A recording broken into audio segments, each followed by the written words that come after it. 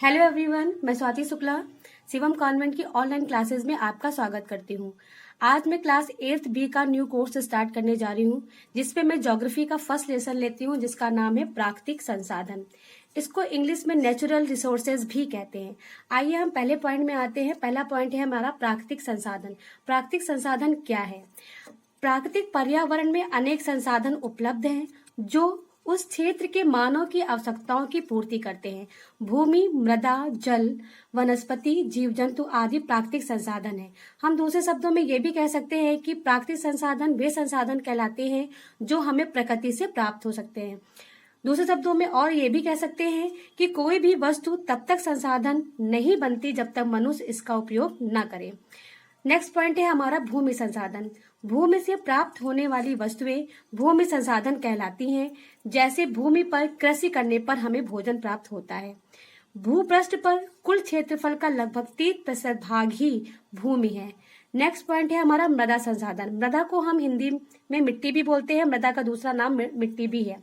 पृथ्वी की ऊपरी सतह को मृदा कहते हैं। मृदा का निर्माण चट्टानों के टूटने तथा उनके बारीक कणों द्वारा होता है।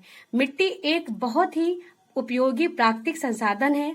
इससे हमें भोजन, वस्त्र सामग्री तथा पशुओं के लिए चारा भी हमें इसी मिट्टी से प्राप्त होता है।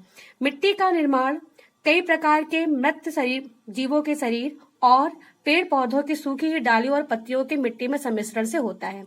भारत में मृदा के प्रकार, मिट्टी कितने प्रकार की होती है?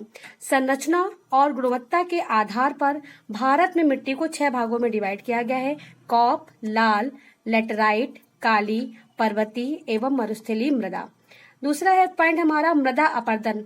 मृदा अपरदन का मतलब मिट्टी का कटाव। जब जल या वायु जैसे प्राकृतिक कारकों के प्रभाव से मृदा की ऊपरी परत का क्षय होता है या कटाव होता है, उसे ही हम मृदा अपरदन कहते हैं। नेक्स्ट पॉइंट है हमारा मिट्टी या मृदा का संरक्षण। मिट्टी के कटाव को कैसे रोका जा सकता है, इसके बारे में जानते हैं। पहला पॉइंट है वनों की अंधाधुंध कटाई को रोकना। दूसरा है सीढ़ी नुमा खेती करना। तीसरा है मिश्रित खेती करना। चौथा है मृदा को परती पर छोड़ना। पांचवा है शुष्क हवाओं को रोकने के लिए पेड़ों को पंक्तियों में लगाना। इसके आगे का चैप्टर, आगे का भाग हम नेक्स्ट वीडियो में बताएंगे। धन्यवाद।